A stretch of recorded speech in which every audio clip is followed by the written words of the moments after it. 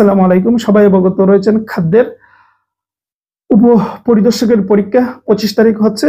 তারপরে সামনের মাসে নভেম্বরের 22 তারিখে সহকারী উপখাদ্য পরিদর্শকের পরীক্ষা হবে। আচ্ছা, যাই হোক, খাদ্যের জন্য আমাদের 3টি বই ছিল, সবাই জানেন।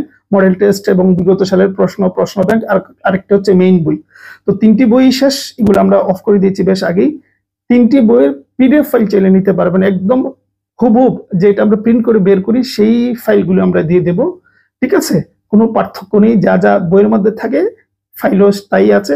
পার্থক্য একটাই, শুধু কভার পেজ থাকবে না, কারণ পিডিএফ ফাইল তার কভার পেজ পাওয়ার কথাও নয়।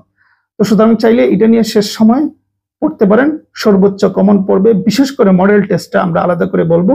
মডেল টেস্টটা তো খুবই গুরুত্বপূর্ণ, আর বিগত সালের যে প্রশ্ন, ওই দুইটা তো খুবই গুরুত্বপূর্ণ।